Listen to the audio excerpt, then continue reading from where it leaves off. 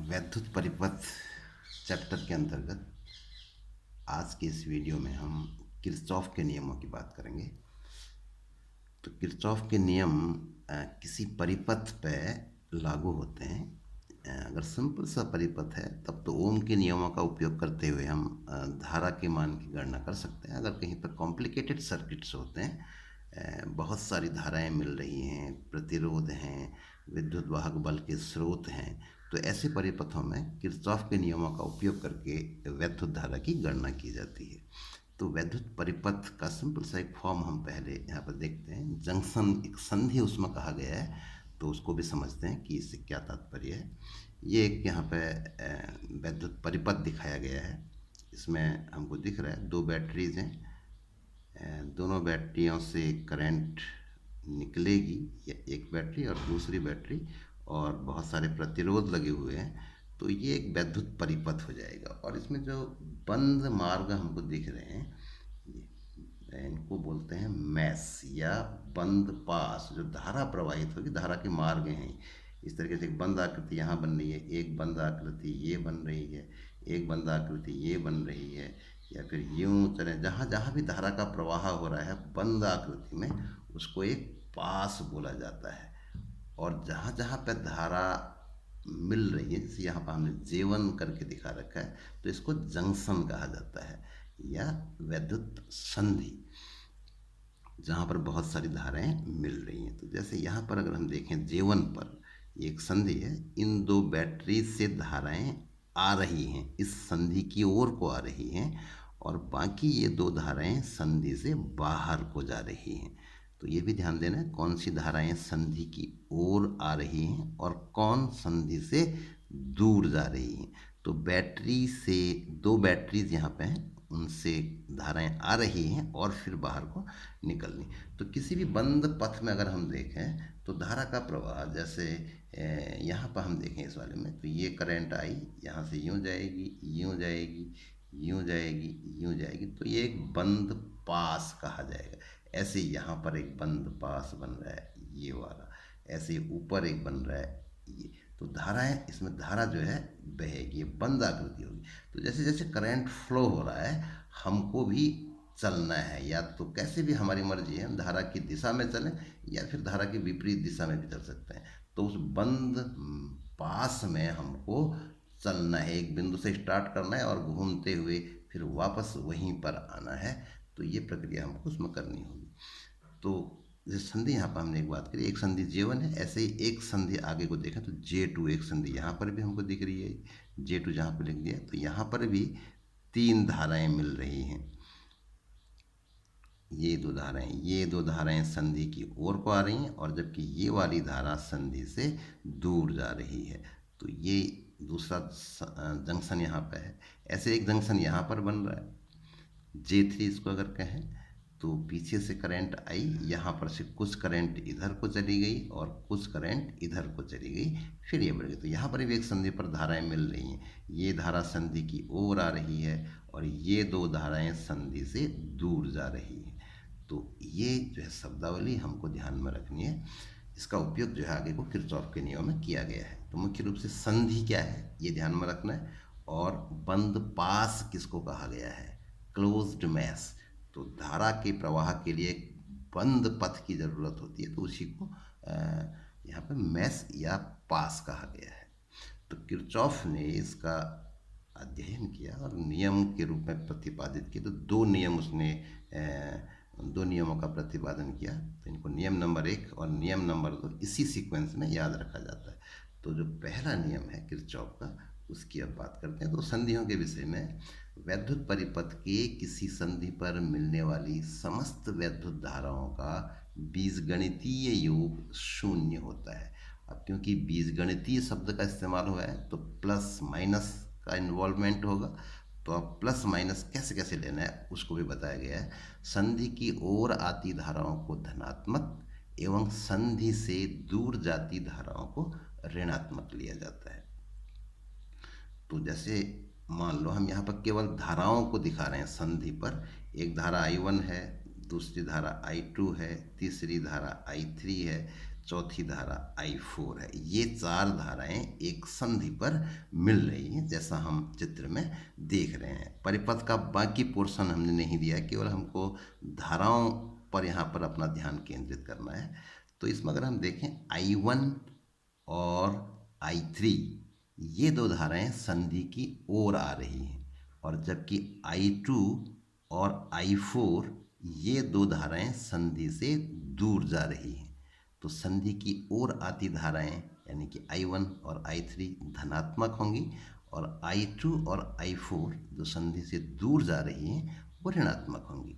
तो इन सब का बीजगणितीय योग शून्य होगा। सबको जोड़ना है चिन्ह सहित, तो वो शून्य होता है, ये कहा गया है। तो I1 plus minus I2 plus I3 plus minus I4 equal to 0।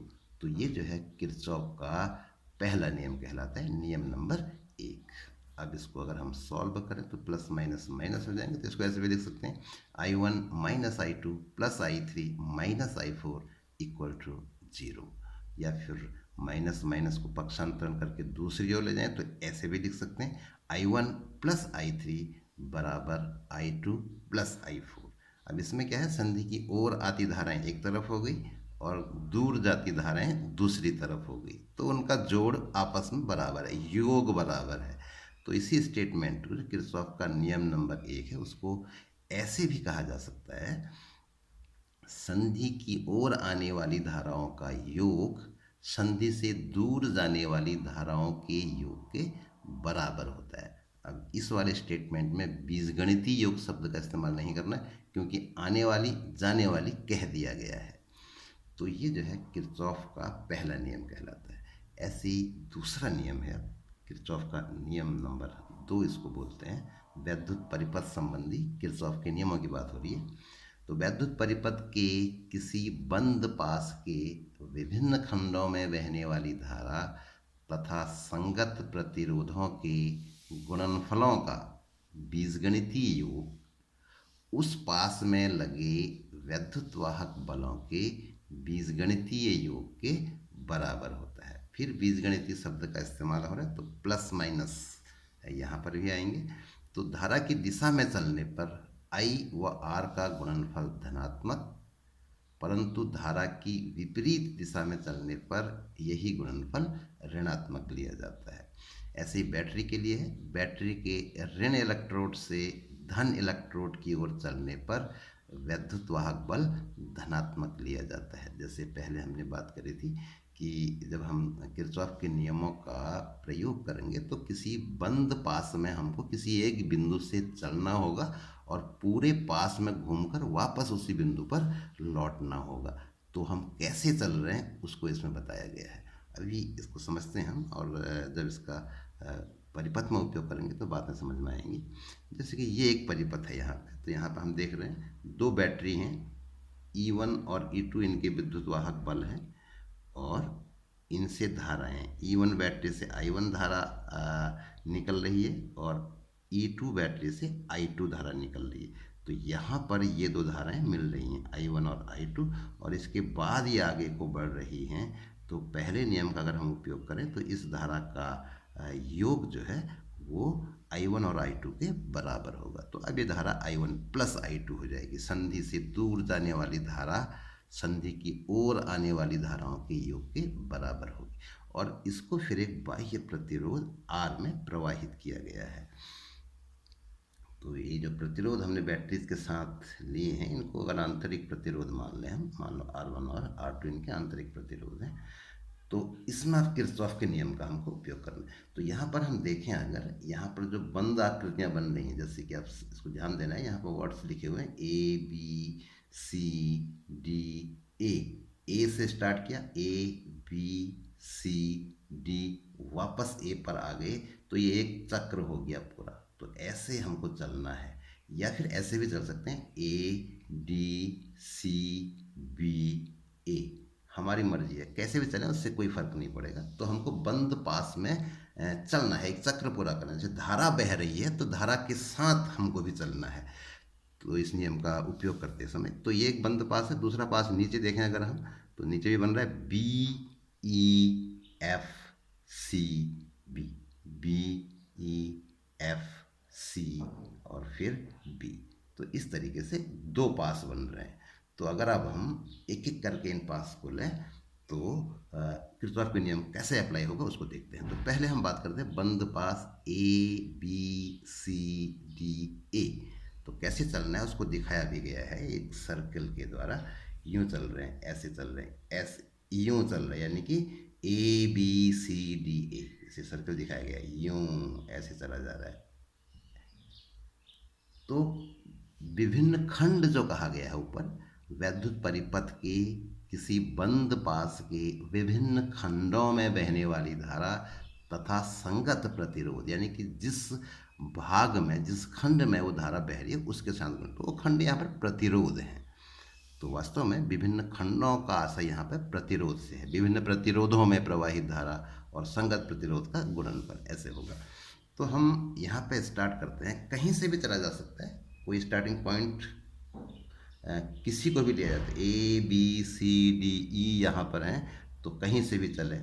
तो मान लो हम यहाँ से चलते हैं, डी से चलना शुरू करते हैं। तो पहला हमको ये प्रतिरोध मिला R1 और इस प्रतिरोध में धारा बह रही है I1। अब बैटरी में ध्यान देना है, जितनी धारा निकलती है बिल्कुल उतनी ही धारा प्रवेश भी करती है। तो इस ब्रांच में धारा क्या होगी, इस वाली ब्रांच में I1 धारा बह रही है।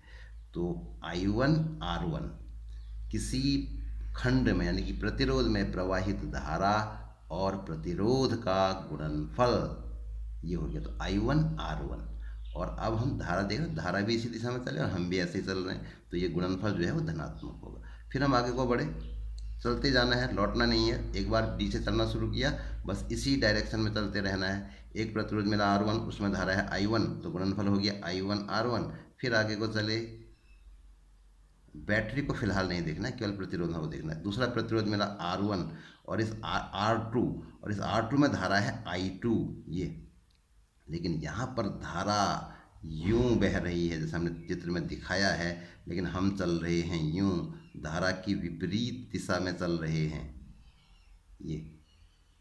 तो ये जो गुणनफल होगा वो ऋणात्मक होगा। तो I2 R2 का गुणनफल जो है वो ऋणात्मक होगा।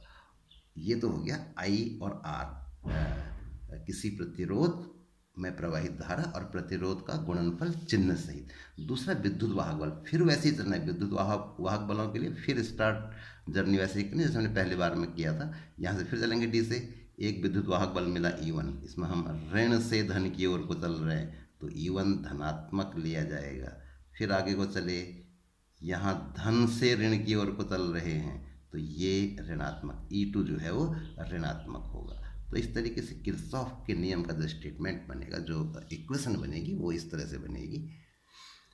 I1 R1 plus minus I2 R2 बराबर E1 प्लस माइनस E2। तो ये चीज़ अब समझ में आ रही होगी। I1 और R1 धनात्मक, I2 R2 ऋणात्मक, E1 धनात्मक और E2 ऋणात्मक। तो इस तरीके से ये जो बंद पास था A B C D A, इस बंद पास में दो खंड थे R1 और R2, इनमें प्रवाहित धाराएं थी I1 और I2। तो किसी खंड में बहने वाली धारा तथा संगत प्रतिरोधों के गुणनफलों का बीजगणितीय योग उस पास में लगे विद्युत वाहक बलों के बीजगणितीय योग के बराबर होता है। ये स्टेटमेंट था, तो उसको हमने अप्लाई करके ये इक्वेशन प्राप्त कर ली। अब इसको थोड़ा और सॉल्व कर लेंगे, प्लस माइनस माइनस हो जाएगा, तो ये इक्वेशन बन जाएगी I1 R1 minus I2 R2 बराबर E1 माइनस E2। ऐसे एक दूसरा पास लेते हैं, ये वाला B C से शुरू कर रखा है, C B E F C, बंद आकृति, चित्र में दिखाया भी है कैसे चल रहे हैं। तो एक चिन्ह के द्वारा दिखा रखा है कैसे चला जा रहा है। इसमें ये चिन्ह यूं चल रहे हैं, ऐसे ऐसे। तो पहले मिला R2 प्रतिरोध, धारा बह रही है I2, धारा की ही दिशा में चल रहे हैं, तो धनात्मक। फिर आगे को बढ़े, धारा हो गई I1 प्लस I2 और प्रतिरोध हो गया R, इसमें भी धारा की ही दिशा में चल रहे हैं। तो इस बंद पास में जो इक्वेशन बनेगी I2 R2 धनात्मक और I1 प्लस I2 के साथ गुणनफल होगा R का, ये भी धनात्मक, बराबर होगा विद्युत वाहक बल। देखें तो यूँ चल रहे थे तो ऋण से धन की ओर कोई चले तो E2 भी धनात्मक होगा। तो इस तरीके से ये इक्वेशन बन जाएगी I2R2 I1 प्लस I2R बराबर E2।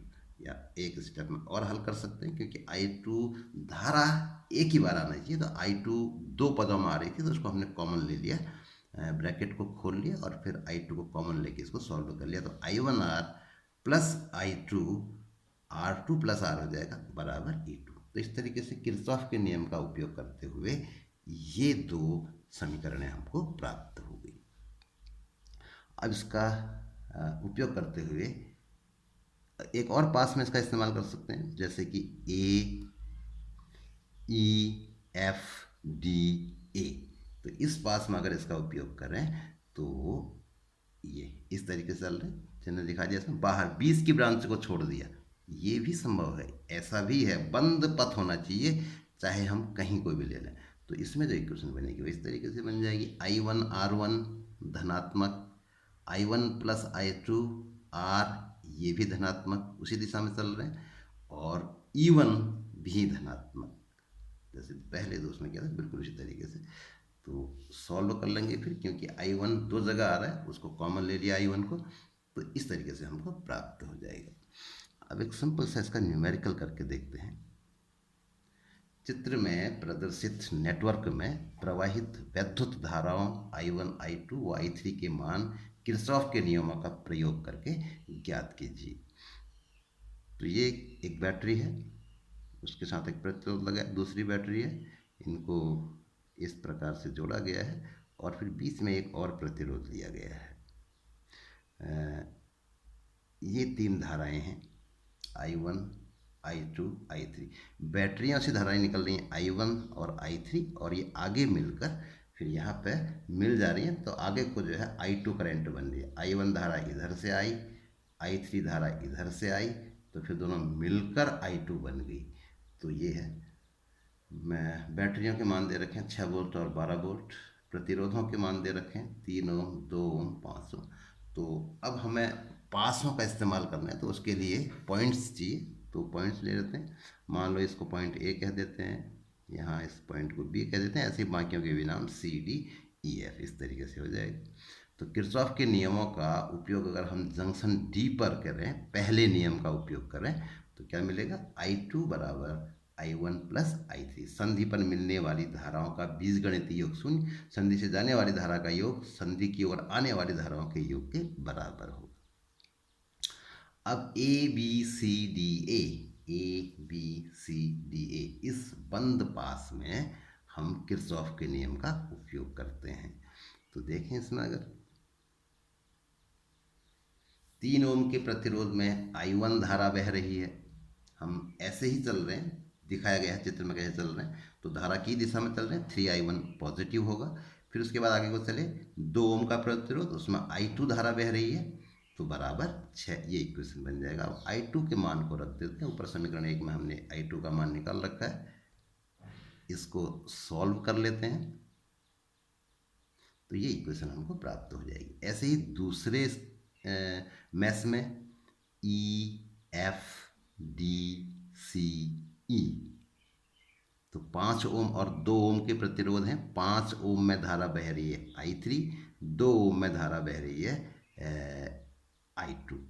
और अगर जैसे हम चल रहे हैं तो दोनों ही प्रतिरोधों में धारा की दिशा में चल रहे हैं, तो दोनों जो है पॉजिटिव आएंगे। तो 5I3 प्लस 2I2 बराबर 12, विद्युत वाहक बल 12 वोल्ट, उसमें भी हम ऋण से धन इलेक्ट्रोड की ओर को चल रहे हैं, तो ये इक्वेशन बनेगी। फिर से I2 का मान समीकरण 1 की सहायता से रख देंगे और इसको हल कर लेंगे, तो हमको ये समीकरण प्राप्त हो जाएगी 2I1 प्लस 7I3 बराबर 12। तो इन दो समीकरणों का उपयोग करके 2 और 3 को हल करके हम I1 और I3 के मान प्राप्त कर सकते हैं, और फिर इसको इन मानों को समीकरण 1 में रख के हम I2 के मान की गणना कर सकते हैं। तो 1, 2 और 3 का उपयोग करते हुए हम I1, I2 और I3 के मानों की गणना कर सकते हैं, तो ये मान हमको प्राप्त होते हैं। तो ये एज ए प्रैक्टिस आपको करना है, और इसके बाद फिर इसके और न्यूमेरिकल हम बाद में करेंगे। तो इस वीडियो में इतना ही।